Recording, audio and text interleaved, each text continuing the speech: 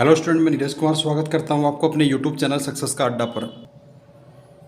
आज हम super 30 class में जो हमारा चैप्टर चल रहा है अनुपात समानुपात में, इसमें पार्ट सेकंड पढ़ेंगे। इससे पहले मैं आपको 15 से 16 क्वेश्चन करा चुका हूं पार्ट फर्स्ट में। ये पार्ट सेकंड है, इसमें भी हम अनुपात समानुपात के कुछ महत्वपूर्ण क्वेश्चन करेंगे। ये हमारा आज अनुपात समानुपात का लास्ट पार्ट होगा, ठीक है ना। चलिएगा चलते हैं अपने पहले क्वेश्चन की ओर। दे रखा है इसमें 1050 रुपये ए बी सी में इस प्रकार बांटे जाते हैं कि ए और बी का अंश का अनुपात 2:3 है। बी और सी का जो अनुपात दे रखा है वो 6:5 दिया हुआ है और ए का अंश निकालना है, मतलब ए को कितने रुपये मिलेंगे ये पूछा है। तो सबसे पहले मैं ए बी सी का अनुपात निकालूंगा, ए अनुपात बी अनुपात और सी।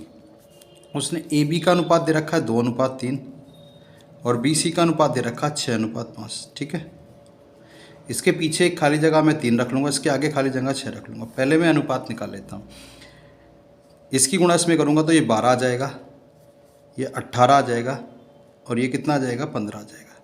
अभी भी कट सकता है, ये 3 चौक 12, 3 छंग 18 और 3 पजे 15। तो ए की वैल्यू कितनी आ गई 4, बी की वैल्यू 6 और सी की वैल्यू आ गई 5 इसमें, ठीक है ना। उसने बोला तीनों का जो योग है 1050 है। तीनों का योग कितना है 1050। इसका मतलब ये है कि 1050 रुपये बांटे जाने हैं तीनों में। अगर मैं बात करूँ तीनों का योग कितना होगा, 10 5 15, कितना होगा 15 यूनिट होगा। उसने कितना बोला है 1050, तो 15 यूनिट की वैल्यू हो गई 1050 की। किसके बराबर हो गई 1050 के। और यहाँ पर मैं 1 यूनिट की वैल्यू अगर निकाल लूँ तो 1050 बटे में 15, ठीक है ना। 15 7 105 होता है, तो 1 यूनिट की वैल्यू आ गई 70। उसने बोला है कि ए का भाग कितना होगा, तो ए का भाग कितना है 4, तो मैं लिखूंगा ए का भाग। अगर 1 यूनिट की वैल्यू 70 है तो 4 यूनिट की वैल्यू कितनी होगी, 4 से मैं गुणा कर दूंगा, इसमें 4 7 28, 280 रुपये हो गया ए का भाग। कितना होगा 280। ऑप्शन नंबर डी हमारा आंसर होगा। चलिएगा नेक्स्ट क्वेश्चन की ओर चलते हैं अपने। हमारा आज का दूसरा क्वेश्चन है, इसमें भी अमाउंट बांटना है। उसने कहा 782 रुपये 782 रुपीज़ है, वो 3 भागों में बांटनी है और किस अनुपात में 1/2, 2/3 और 3/4 के अनुपात में विभक्त किया जाए। तो पहला भाग क्या होगा, इसमें पहला भाग निकालना है। तो इसमें मैं पहले अनुपात को अनुपात में निकाल लेता हूँ। ये भिन्न में दे रखा है, ठीक है ना, तो मैं पहले सिंपल अनुपात में से बदल दूंगा। तो उसके लिए मैं क्या करूँगा, एलसीएम लेना होता है नीचे वाली संख्या का। 2 3 और 4 का मैं एलसीएम लूँगा, 2 3 और 4 का एलसीएम आ जाएगा 12, ठीक है ना। एलसीएम कितना आया 12। अब 12 की मैं गुणा कर दूंगा दोनों में, तो 1/2 12 की गुणा कर दूंगा, ठीक है ना। 2/3 इसमें भी 12 की गुणा कर दूंगा और 3/4 इसमें भी मैं 12 की गुणा कर दूंगा, ठीक है। जब मैं इसे काटूंगा ये कितना आ जाएगा 6। पहला भाग आ गया 6, 3 चौक 12, 4 की गुणा 2 में करूँगा 8, दूसरा भाग 8 आ गया, 4 तिया 12 और तीसरा भाग कितना आया 9 आया, ठीक है। चलेगा, तो पहला भाग 6 है, दूसरा भाग 8 है और तीसरा भाग 9 है। इनका सम कितना हुआ 6 और 8 कितना हुआ 14, 14 और 9 23, 23 यूनिट टोटल है। उसने बोला 782, तो 23 यूनिट की जो वैल्यू है वो किसके बराबर है 782 के बराबर है। यहाँ पर मैं 1 यूनिट की 23 यूनिट की वैल्यू कितनी है 782। यहाँ पर मैं 1 यूनिट की वैल्यू निकालूंगा, तो 1 यूनिट की वैल्यू कितनी होगी 782 को 23 से भाग कर दो, तो 23 दिया कितने होते हैं 69, 69 होते हैं, ठीक है ना। 23 दिया 69 होंगे, टोटल कितना बचेगा 9 बचेगा, तो 23 चौके 92 होते हैं। तो 1 यूनिट की वैल्यू कितनी आ गई 34 आ गई। उसने बोला पहला भाग कितना होगा, तो पहला भाग पूछा है, ठीक है ना, पहला भाग। और पहला भाग कितना है 6 यूनिट है और 1 यूनिट की वैल्यू कितनी है 34, तो मैं 6 यूनिट की वैल्यू निकाल दूंगा, इसमें गुणा कर दूंगा। 6 चौक 24 का 4 हासिल लगे 2, 6 तिया 18 और 2 20 होगा, कितना आ गया 204 रुपये होगा। पहला भाग कितना होगा 204 रुपये होगा। ऑप्शन नंबर बी सही होगा। चलिएगा चलते हैं अपने नेक्स्ट क्वेश्चन की ओर, क्वेश्चन नंबर 19। क्लियर है स्टूडेंट। आज का हमारा 19वां क्वेश्चन है। यहाँ पर दिया गया है, ये बिल्कुल जो 18वां क्वेश्चन है ना उसी की तरह क्वेश्चन है। इसमें दे रखा है 177 रुपये को 1/2, 2/3, 4/5 को 3 भागों में विभक्त किया जाना। तो बताइए कि दूसरा भाग कितना होगा। इस बार क्या पूछा है दूसरा भाग पूछा है, तो बिल्कुल सिंपल सा क्वेश्चन है। तो 1/2, ठीक है ना, 2/3 और 4/5। तो सबसे पहले मैं क्या लूँगा, एलसीएम लूँगा 2, 3 और 5 का। तो मैं एलसीएम ले लेता हूँ, कितना होगा 2, 3 और 5 का, ठीक है ना। अब एलसीएम अगर कैसे लिया जाएगा, तो इसमें ध्यान रखो कि जो सबसे बड़ी संख्या है इसमें 5 में तब तक गुणा करो कि जब तक कि वो छोटी संख्या से न कट जाए। 5 दूनी 10, 3 से नहीं कटता। 5 तिया 15, 2 से नहीं कटता। 5 चौक 20, 3 से नहीं कटता। 5 पूरे 25, किससे नहीं कटता, 3 से नहीं कटता। 30 की अगर मैं बात करूँ 3 से भी कट रहा है और 2 से भी कट रहा है, तो हमारा एलसीएम कितना होगा, 30 होगा। अब मैं 30 की गुणा इसमें भी कर दूंगा, 30 की गुणा इसमें कर दूंगा और 30 की गुणा इसमें कर दूंगा, ठीक है। जब मैं इसे काटूंगा 2 से काटूंगा तो ये 15 आ जाएगा। इसे 3 से काटूंगा तो कितना आएगा 10, तो ये हो जाएगा 20, ठीक है। 5 छंग 30, 6 चौक 24 होगा। तो क्या होगा, 15:20:24 होगा। क्लियर है। उसने कहा 177 रुपये, हमारे अकॉर्डिंग कितना यूनिट है, 5 और 4 9, 1 और 2 3 और 2 5, ठीक है ना, 59। तो 59 यूनिट की वैल्यू कितनी है, 177 है, ठीक है ना। तो यहाँ पर एक यूनिट की वैल्यू अगर मैं निकाल लूँ तो 177 को मैं 59 से डिवाइड करता हूँ तो कितनी बार कटेगा, 3 बार। कितनी बार, 3 बार कटेगा। तो एक यूनिट की वैल्यू कितनी हो गई, 3 हो गई। क्लियर है। एक यूनिट की वैल्यू 3 है। उसने पूछा है दूसरा भाग कितना होगा, तो मैं दूसरा भाग बताऊँगा। दूसरा भाग, दूसरे भाग की अगर मैं बात करूँ तो कितना यूनिट है दूसरा भाग, 20 यूनिट है। और एक यूनिट की वैल्यू कितनी है, 3 है। तो टोटल कितना हो गया, 60 हो गया। तो यही आंसर होगा, दूसरा भाग 30 होगा। ऑप्शन नंबर डी होगा हमारा, ठीक है ना। चलिएगा नेक्स्ट क्वेश्चन की ओर चलते हैं, क्वेश्चन नंबर 20 की ओर।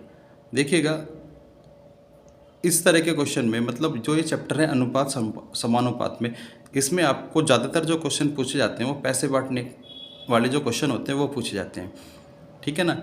अब पैसे बांटने में वो रेशियो अलग देगा, ठीक है ना। इसमें क्या होगा, बस सिंपल सा ये चीज़ होती है, वो रेशियो डिफरेंट देता है इस तरह के क्वेश्चनों के अंदर, ठीक है ना। चलिएगा चलते हैं अपने नेक्स्ट क्वेश्चन की ओर, क्वेश्चन नंबर 20। क्वेश्चन नंबर 20, इसे भी इम्पोर्टेंट, मोस्ट इंपॉर्टेंट क्वेश्चन है ये भी एग्जाम में बार बार पूछे जाने वाला क्वेश्चन है, ठीक है ना। और एसएससी का फेवरेट भी है इस तरह का क्वेश्चन। तो इस तरह के क्वेश्चन में क्या करते हैं, दे रखा है पी और क्यू बोला ये कि आय का अनुपात दे रखा है उनका 3:4 दे रखा है। तो पहले आय का अनुपात कितना दे रखा है, 3:4 दिया हुआ, ठीक है। ऐसा लिख लीजिए, ये आय का अनुपात है उनकी। क्लियर है। उसने कहा है उनके व्यय का अनुपात कितना है, 2:3 दे रखा है। इसे 2:3 नीचे लिख लीजिएगा, ये व्यय है, उनके खर्चों का अनुपात है, ठीक है। आगे चलते हैं। यदि इनमें से प्रत्येक 6,000 रुपये की बचत करता हो, प्रत्येक कितनी बचत करता है, 6,000 रुपये की।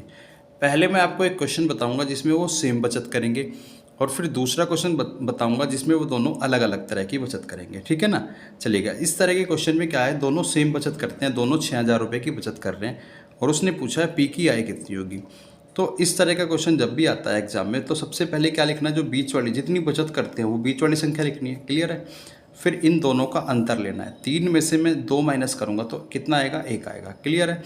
3 में से 2 माइनस करा तो 1 आया, उसकी गुणा कर दी 6,000 में। क्लियर है। फिर मैं क्रॉस मल्टीप्लाई करता हूँ, तो 4 की गुणा मैं किस में करूँगा, 2 में करूँगा, कितना आया, 8 आया। 4 की गुणा 2 में कर दी तो 8 आया, और 3 की गुणा 3 में कर दी तो 9 आया। 8 और 9 का अंतर कितना होगा, 1। तो ये कितना आया, 6,000 आया। कितना आया, 6,000। क्लियर है। अब उसने पूछा पी की आय कितनी होगी, तो पी की आय थी और ये क्यू की। तो पी की आय 3 यूनिट थी, मैं 6,000 की गुणा किस में कर दूंगा, 6,000 की गुणा कर दूंगा मैं 3 में। तो पी की आय कितनी होगी, 18,000 रुपये पी की आय हो गई। ये हमारा आंसर होगा, ठीक है ना। पी की आय कितनी होगी, 18,000 रुपये। ऑप्शन नंबर सी होगा। देखिएगा, मैं इसमें एक और चीज़ बता देता हूँ आपको, ये इससे भी छोटा क्वेश्चन आंसर हो सकता है, मतलब सॉल्यूशन छोटा हो सकता है इससे भी। तो वो कैसे होगा ये देखिएगा। तो जब भी इस तरह के क्वेश्चन में, जैसे आय दे रखी है उसने 3 और 4, और क्या दे रखा है इसमें, खर्च दे रखा है 2 और 3, तो आपको ध्यान रखना है अगर ये अंतर यहाँ पर कितना है 1 और यहाँ पर कितना है 1, अगर ये अंतर सेम आता है तो इसका मतलब एक यूनिट की जो वैल्यू होगी वो कितनी होगी, वो 6,000 होगी एक यूनिट की वैल्यू, ठीक है ना। तो एक यूनिट की वैल्यू कितनी होगी, 6,000 होगी। अब उसने किसकी आय पूछा है, पी की आय पूछा है। तो पी की आय कितनी है, 3 गुणा 6,000, तो कितना होगा, ये 18,000 होगा। लेकिन ये कब होगा, जब इन दोनों का अंतर सेम होता है। मान लिया यहाँ पर 2 अंतर होता है, इसका भी अंतर 2 होता है, तो मैं से 2 से भाग कर देता और ये आता 3,000, 3,000 की गुणा इसमें कर देता तो ये 9,000 होता है, ठीक है ना। ये तभी हो सकता है, लेकिन अगर अंतर अलग अलग होगा तब ये इस तरह से करना होगा। क्लियर है। इसी में अगर वो क्यू की आई पूछता तो 6000 की गुणा इसमें कर देता, 6 चौक 24 होता। बिल्कुल सिंपल सा क्वेश्चन था। ठीक है ना। चलिएगा नेक्स्ट क्वेश्चन की ओर चलते हैं। आज का हमारा 21वां क्वेश्चन है। 21वां क्वेश्चन बिल्कुल मैंने बताया था, इससे पहले मैं 20वां क्वेश्चन बताया था। 20वें क्वेश्चन में क्या था, दोनों एक बचत करते हैं, मतलब एक जैसी बचत करते हैं। यहाँ पर दोनों अलग अलग बचत करेंगे। एक बचत कर रहा है कितनी, ये प्रति माह एक बचत कर रहा है 1600 रुपये की और दूसरा कर रहा है 1800 रुपये की बचत। दोस्तों इस क्वेश्चन को बताने से पहले मैं आपको बोलना चाहता हूँ कि हमारे चैनल को ज़्यादा से ज़्यादा सपोर्ट करिए, क्योंकि वीडियो बनाने में हमें भी बहुत समय लगता है, बहुत मेहनत लगती है और ज़्यादा इतने व्यू नहीं आते हैं तो हम भी डीमोटिवेट हो जाते हैं थोड़ा सा। हम तो सिर्फ आपकी तैयारी को बेहतर बनाने की कोशिश कर रहे हैं। ठीक है ना। चलिएगा चलते हैं नेक्स्ट क्वेश्चन की ओर। क्वेश्चन नंबर 21, ए और बी की आय का अनुपात दे रखा है कितना, 6 और 5। सबसे पहले आय का अनुपात लिखना है एक तरफ। ठीक है। आगे उसने बोला है और उनका मासिक खर्च कितना दे रखा है, 4 और 3 दे रखा है। तो मासिक खर्च लिखना है 4 और 3 दिया है। ठीक है, ऐसे लिख ले। उसके बाद उसने बोला है कि वे प्रतिमाह क्रम से एक तो बचत करता है कितने की, 1600 रुपये की बचत करता है, और दूसरा बचत करता है कितनी, 1800 रुपये की बचत करता है दूसरा। क्लियर है। दूसरा कितनी बचत करता है, 1800 रुपये की। तो जब भी ऐसा क्वेश्चन करते हैं हम, तो इसकी मल्टीप्लाई इसमें करनी है आपको। तो ये कितना आया, ये आया 20। मैं लिख लेता हूँ पहले, ये कितना आया, 20 आया। ठीक है। इसकी मल्टीप्लाई इसमें करनी है, तो ये कितना आया, तो 18 आया। इसकी गुणा इसमें कर दो, इसकी गुणा इसमें कर दो। तो जब मैं 3 की गुणा 16 में करूँगा, 16 3 48, तो ये 4800 आ जाएगा। और 18 चौक 72, ये 7200 आ जाएगा। ठीक है। कितना आएगा, ये 7200 आएगा। तो ध्यान रखना है इन दोनों का जो अंतर है, इन दोनों का अंतर कितना है, 2। और इन दोनों के अंतर की अगर मैं बात करूँ तो कितना है, 0 0। 12 में से 8 गए, कितने बचेंगे, 4 बचेंगे। ठीक है ना। और ये 6 और ये 2400 अंतर है। इनका अंतर 2 है और ये अंतर कितना है, 2400। इसका मतलब ये हुआ कि 2 यूनिट की जो वैल्यू है वो बराबर है किसके, 2400 रुपये के बराबर है 2 यूनिट की वैल्यू। और 1 यूनिट की वैल्यू निकालनी है हमें, तो 1 यूनिट की वैल्यू निकालने के लिए क्या करना पड़ेगा, इसे मैं 2 से भाग कर दूंगा। क्लियर है दोस्तों। तो ये हो जाएगा 1200। क्लियर है। अब 1 यूनिट की वैल्यू आई हमारी 1200। उसने पूछा बी की मासिक आय कितनी है, बी की मासिक आय पूछ रहा है वो कितनी है। तो बी की मासिक आय में अगर मैं बात करूं तो 5 यूनिट है, तो मैं लिखूंगा बी की मासिक आय।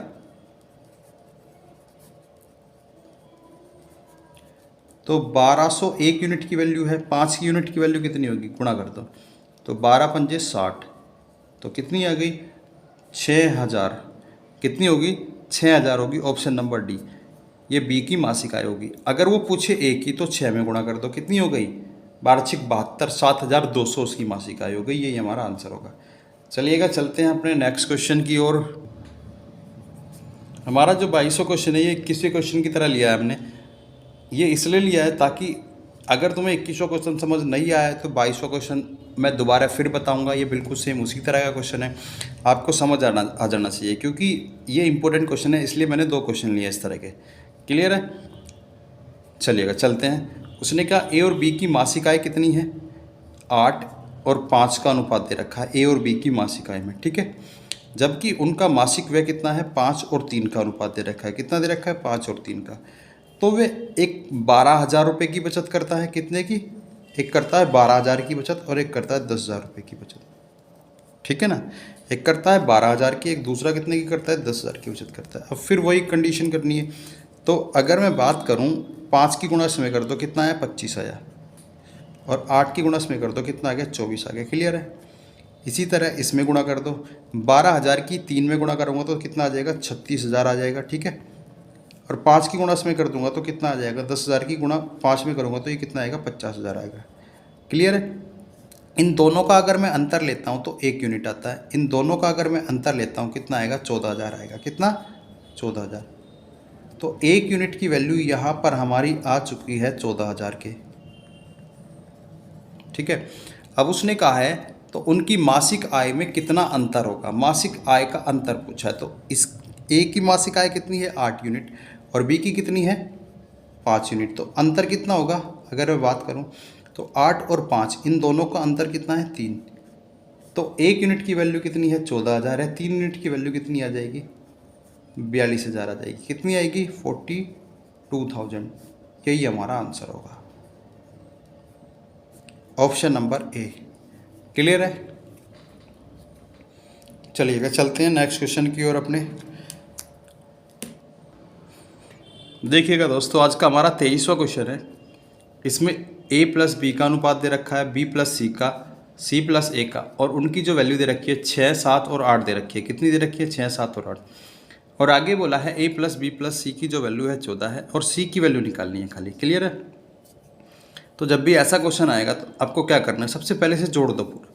यहाँ पर एक ए है, ये भी एक है, तो कितना आ जाएगा 2a आ जाएगा। ठीक है। इसी तरह b और b 2b हो गया। इसी तरह c और c 2c हो गया। क्लियर है इतना।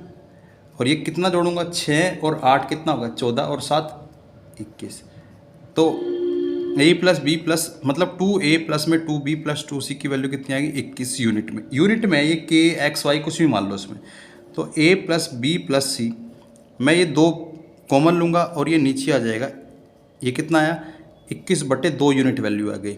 a प्लस बी प्लस सी की वैल्यू कितनी आएगी 21/2 यूनिट में। और उसने कितना बोला है, उसने बोला है 14 वैल्यू है उसकी। ठीक है ना। तो 1 यूनिट की वैल्यू निकालने के लिए मुझे क्या करना पड़ता है, देखो 14/में मैं करूँगा तो 21 नीचे आ जाएगा और ये 2 नीचे है इसके, ये ऊपर चला जाएगा इसके साथ में। ठीक है ना। तो यहाँ पर 7 या 21 होगा और 7 दूनी 14 होगा। कितना होगा 4/3 आ गई 1 यूनिट की वैल्यू। क्लियर है। 1 यूनिट की वैल्यू आ गई 4/3 आई 1 यूनिट की वैल्यू। अगर मैं a प्लस बी की वैल्यू निकाल लेता हूँ, देखो उसने क्या बोला a प्लस बी प्लस सी की वैल्यू 14 दे रखी है। c की वैल्यू कब निकाल सकता हूँ मैं, अगर मुझे a और b की वैल्यू पता हो तभी तो मैं c की वैल्यू निकाल सकता हूँ। तो मैंने 1 यूनिट की वैल्यू 4/3 निकाल ली। अब मैं a और b की वैल्यू निकाल लूँगा। a और b की वैल्यू कितनी दे रखी है 6 यूनिट। तो a प्लस बी की जो वैल्यू निकालूंगा मैं 6 यूनिट की वैल्यू निकालनी है और 1 यूनिट की कितनी दे रखी है 4/3। तो 6 यूनिट की कितनी होगी 3 दूनी 6 8 हो जाएगी। क्लियर है। ए और बी की वैल्यू कितनी आ गई 8 आ गई। उसने बोला ए प्लस बी प्लस सी की वैल्यू 14 है। तो ए प्लस बी प्लस सी की वैल्यू कितनी है 14। तो सी की वैल्यू कितनी आ जाएगी खाली 14 में से मैं 8 माइनस कर दूंगा तो कितना आ जाएगा 6 आ जाएगा। यही हमारा आंसर होगा। ठीक है ना, ऑप्शन नंबर ए। चलिएगा नेक्स्ट क्वेश्चन की ओर चलते हैं, क्वेश्चन नंबर 14 की ओर। चलिएगा आज का हमारा क्वेश्चन नंबर 24 है। इसमें दे रखा है ए बी सी में 555 रुपये की राशि बांटनी है।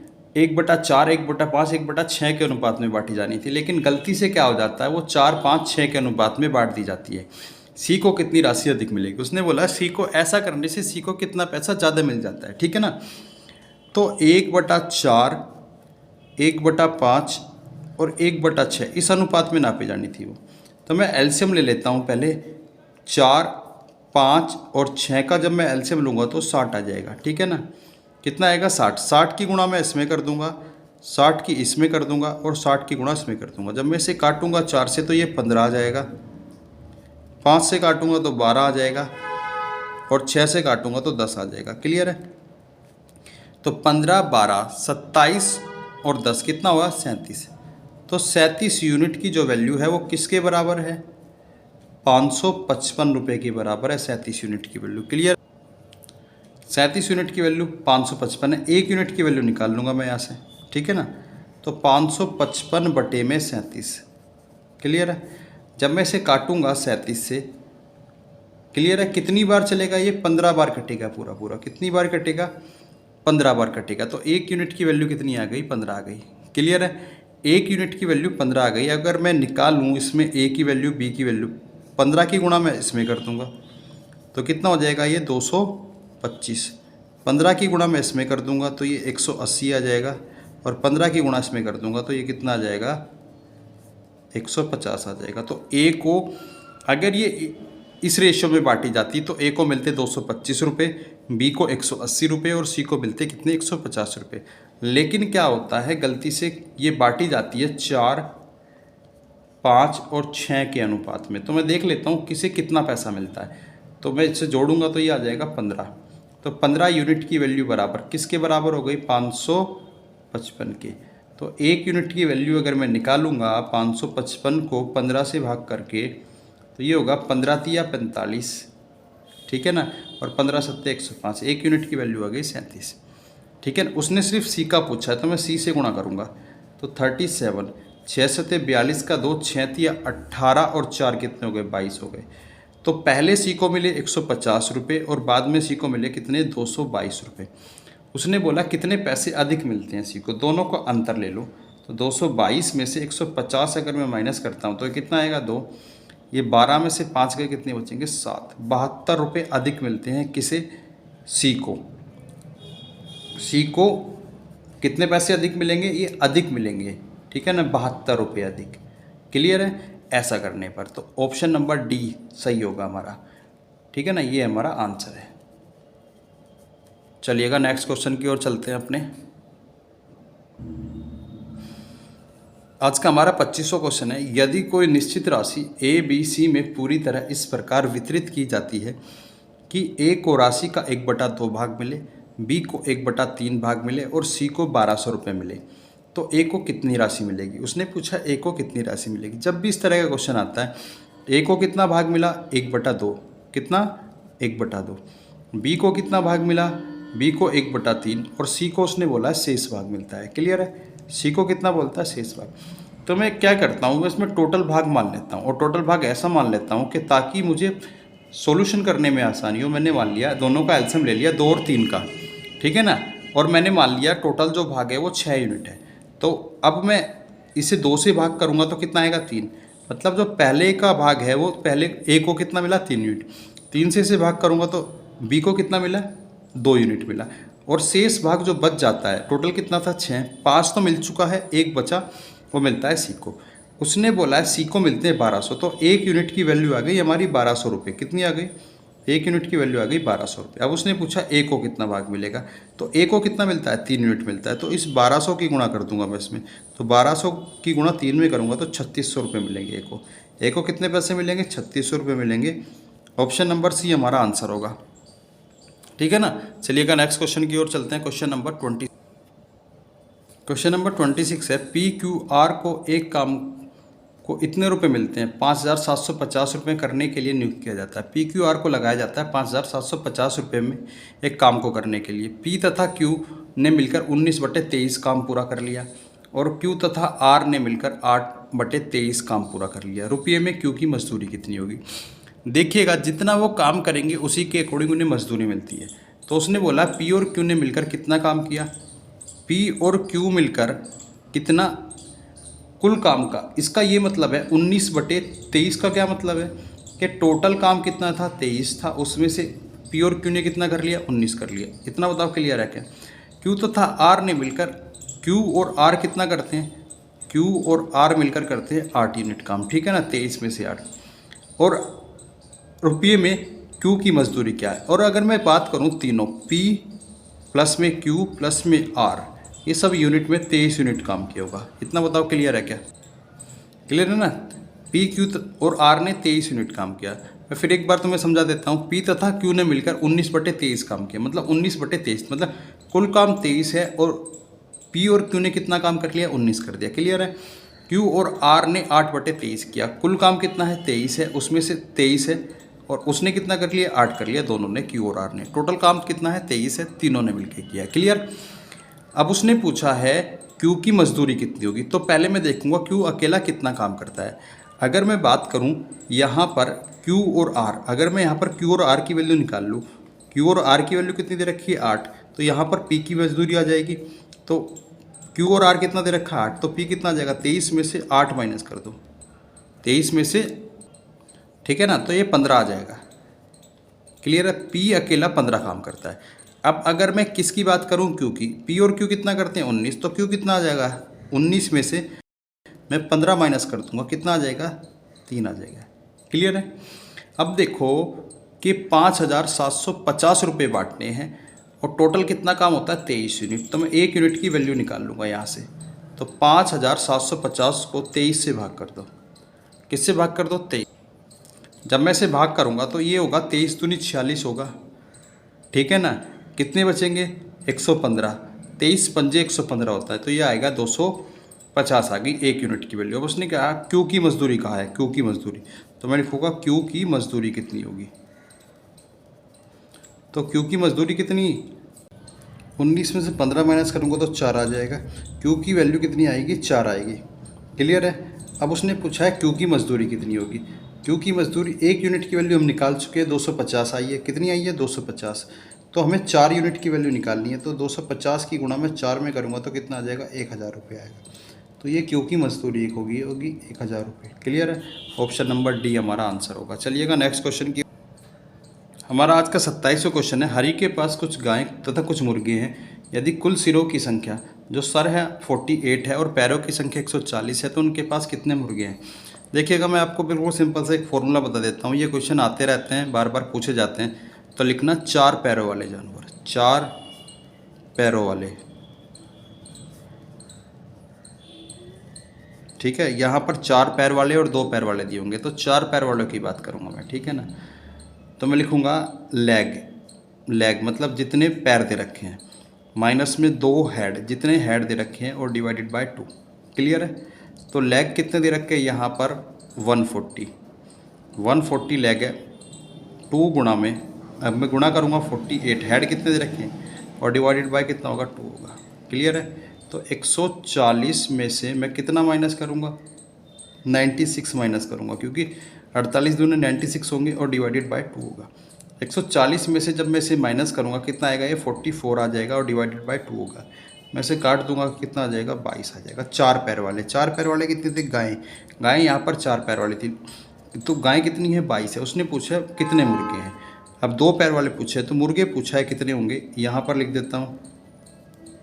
टोटल कितने थे, 48, और उसमें से 22 4 पैर वाले मतलब गायें हैं। तो इसमें से मैं माइनस कर दूंगा 6 और 2 26 आ जाएगा। तो मुर्गों की संख्या कितनी है, 26 है। यही आंसर होगा हमारा, ऑप्शन नंबर डी। क्लियर है। चलिएगा नेक्स्ट क्वेश्चन की ओर चलते हैं अपने। चलिएगा स्टूडेंट, आज का हमारा 28वां क्वेश्चन है। 28वां क्वेश्चन बिल्कुल कंसेप्चुअल है। इसमें देखिएगा, संपूर्ण पृथ्वी पर थल और पानी का अनुपात दे रखा है। थल और पानी का अनुपात दे रखा है। ठीक है, मैं लिख लेता हूँ, थल और पानी का अनुपात कितना दे रखा है पूरी पृथ्वी पर। तो ये दिया गया है 1:2। ठीक है, पूरी पृथ्वी पर। तो मैं लिखूँगा पृथ्वी पर। ठीक है, आगे उसने कहा है उत्तरी अर्धगोलार्ध पर अनुपात कितना है, उत्तरी गोलार्ध पर। उत्तरी गोलार्ध पर कितना है, 2:3 है। क्लियर है। तो उसने पूछा दक्षिणी गोलार्ध पर यह अनुपात क्या होगा। किस गोलार्ध पर पूछा है, दक्षिणी गोलार्ध पर पूछा है।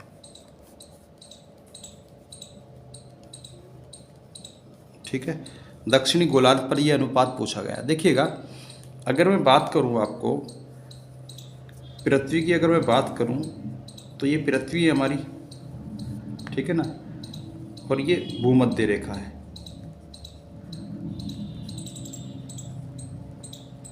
या विषुवत रेखा भी बोला जाता है, या 0 डिग्री अक्षांश रेखा भी बोला जाता है। ठीक है ना।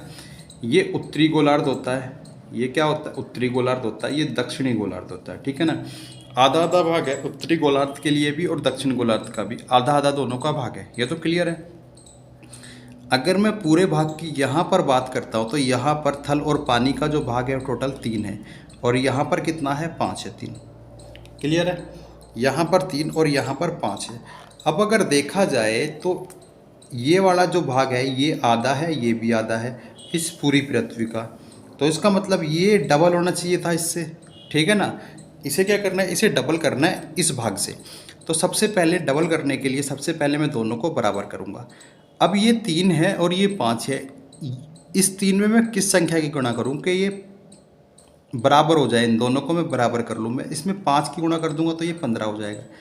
इसमें मैं 3 की गुणा कर दूंगा तो ये भी 15 हो जाएगा। क्लियर है। जब मैं 5 की गुणा करूँगा तो इसमें भी गुणा करूँगा और इसमें भी 5 की गुणा करूँगा। क्लियर है। 3 की गुणा करूँगा तो इसमें भी करूँगा और 3 की गुणा इसमें भी करूँगा। यहाँ तक बताओ क्लियर है क्या। अब मैं जब इसकी गुणा कर रहा हूँ तो ये 10 हो रहा है और ये भी 10 हो रहा है, लेकिन मैंने क्या बोला है, ये पूरा भाग, इस पूरे भाग का ये आधा है, ये आधा है। तो जब ये 15 है तो ये 30 होना चाहिए, क्योंकि इसके 2 भाग होते हैं, पृथ्वी के 2 भाग होते हैं। आधा उत्तरी गोलार्ध और आधा दक्षिणी गोलार्ध। तो मैं इसमें क्या करूँगा, 2 से गुणा कर दूंगा, इसे डबल कर दूंगा। जब मैं 2 से गुणा करूँगा तो यहाँ भी गुणा करूँगा और यहाँ भी 2 से गुणा करूँगा। अब देखिएगा इसमें अगर मैं ये बात करूँ, टोटल 10 है और ये कितना है, ये तो टोटल 20 है और ये कितना हो जाएगा 30, ठीक है ना।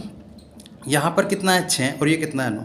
अब 2 पंजे 10, 10 में से मैं 6 माइनस करूँगा तो कितना आएगा, 10 में से अगर मैं 6 माइनस करता हूँ तो कितना आएगा, 4 आएगा। क्लियर है, ये 4 हुआ। यहाँ पर कितना है, टोटल कितना है 10 और ये 20 है, 20 में से अगर मैं 9 माइनस करूँगा तो 11 आ जाएगा। तो ये क्या होगा, दक्षिणी गोलार्ध पे अनुपात होगा थल और पानी का। क्लियर है, और टोटल जोड़ूंगा तो ये 15 आ जाएगा। यही हमारा आंसर होगा, ठीक है ना। चलिएगा नेक्स्ट क्वेश्चन की ओर चलते हैं, अपने अंतिम क्वेश्चन की ओर, क्वेश्चन नंबर 29।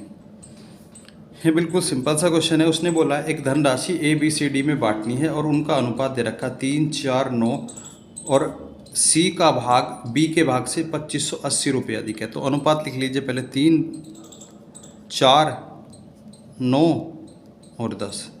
तो ये A का भाग है, ये B का, ये C का और ये D का। उसने बोला C का भाग B से इतना रुपये अधिक है। C का भाग किससे, B से। अगर मैं यहाँ पर देखता हूँ, यहाँ पर मैं देखता हूँ C का भाग B से कितना अधिक हो रहा है, ये 5 यूनिट अधिक है। कितना अधिक है, 5 यूनिट। उसने बोला है 2580 अधिक है, 2580। तो मैं यहाँ पर 1 यूनिट की वैल्यू निकाल लूँगा, तो ये 2580 बटे में 5। जब मैं इसे भाग करूँगा तो कितना आएगा, ये 5 से मैं इसे भाग कर देता हूँ, 5 25, 5 एकम 5, 5 सिंह 30। तो ये कितना आ जाएगा, 516 आ जाएगा। उसने पूछा है A और D की कुल धनराशि, A और D दोनों की मिलाकर, A और D, B नहीं है, D की कुल धनराशि। तो A का भाग कितना है, A का भाग है 3 और D का भाग कितना है 10। तो टोटल कितना होगा 13 यूनिट की वैल्यू निकालनी है मुझे। तो 1 यूनिट की वैल्यू 516 है। 13 छिंग 78 होंगे, ठीक है ना, 8 से लगे 7, 13 एकम 13 और 7 कितना हो गया 20, 13 पंजे 65 और 2 67, कितना होगा 6708 रुपये। कितना आया, 6708 रुपये। यही हमारा आंसर होगा, ऑप्शन नंबर C। चलिए अगर स्टूडेंट, ये आज का हमारा अंतिम क्वेश्चन था। आशा करता हूँ आपको जो हमारी सीरीज चली हुई है मैथ्स में सुपर 30 वो समझ आ रही होगी। अगर आपको इस तरह के क्वेश्चन अच्छे लगते हैं या कोई भी आप फीडबैक देना चाहते हैं तो हमें बताइए, कमेंट करके बताइए। धन्यवाद।